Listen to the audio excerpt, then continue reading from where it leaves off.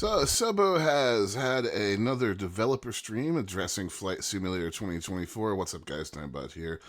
And let's jump on in. Gonna do the big takeaways from this stream.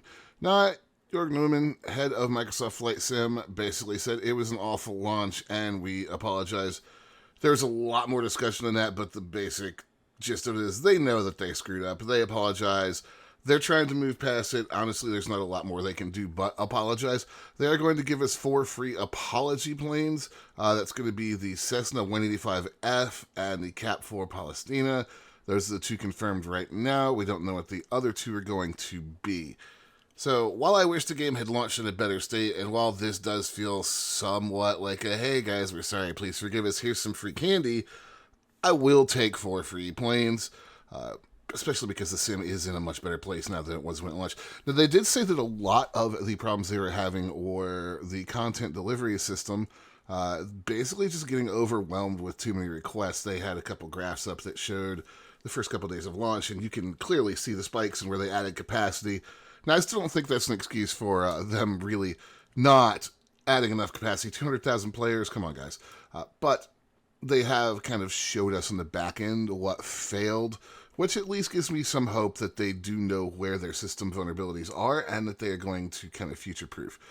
They are also going to work on a few things. They're working on the ability to download planes and airports. They gave the example, if you have an airport you always fly from or a plane that you always fly from, they are looking at the ability to let you download that so that you don't have to restream those assets. This is all going into the questions that people are having about, can I download everything? Can I have world packs? And basically what they're saying is that the way that they have optimized things and the way that this game is built, no, you can't. They said it was about 1.5 terabytes of data to download. Now, let's dig into that because I did a couple caveats here. Nobody is going to download absolutely everything on the marketplace, and that comparison to 2020 is where that is coming from. My own 2020 install is about 775 gigabytes. Now, that's a lot, but it's not a terabyte and a half. So I think that's a little kind of misleading, but the bottom line is they're committed to their streaming tech and they're not backing down. So I think we're just going to have to live with that for the future. And if they want to let us download certain planes, certain airports, really increase the size of the rolling cache, then I think we're going to have to take that, whether we like it or not. And personally, I don't, and just kind of deal with it. That's just the way this game was designed.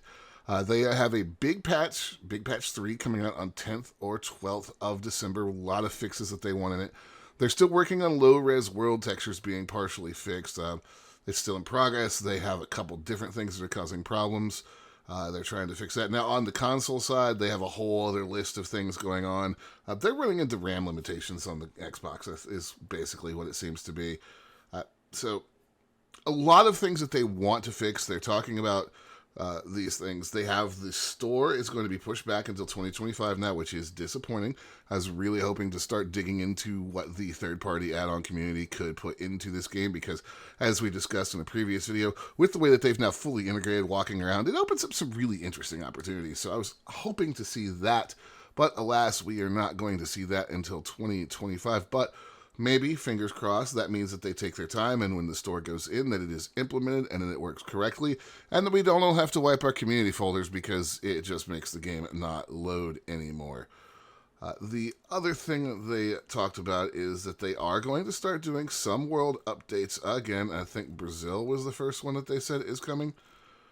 That is not going to be for a while. They also revealed some of their roadmap for 2025 with world updates, city updates, local legends, famous flyers, and then what they termed a couple of surprises. So we're just going to have to wait and see what those are, but it's good to know that even with the other troubles they have, they do have a coherent roadmap going forward. Some concerns that were brought up that I saw just browsing through the forums and Reddit that I really don't think they addressed. Night lighting. Now, in particular, I'm talking about airport night lighting. I think the night lighting in 2024 looks fantastic, except for the fact that real airports aren't that bright from the sky. Taxi lights are not lasers that should be able to be seen from orbit. That kind of needs to be fixed. Some of the aggressive LOD detailing, culling that is going on, that is something that they can probably address. And I know a lot of people have questions about career mode and things like that, those were kind of sidestepped, not really addressed. They kind of danced around again the whole downloading things, leading me to believe that they are very committed to their streaming model. So, all in all, I feel like it was not a bad live stream. Again, as I said at the top, they know that they really dropped the ball with this launch, and they're trying really, really hard to get back in everybody's good graces. I think we might want to maintain a healthy level of skepticism after the launch. I know, in particular, the hardcore sim community not real happy. As somebody who falls in between hardcore simmer and a casual myself, I have had very mixed feelings. I feel like maybe they're trying to make steps in the right direction, but time will tell. Anyways, guys, that's a pretty condensed version. If you want to see the full live stream, I'll pop a link in the description below, but that's your Cliff's Notes version.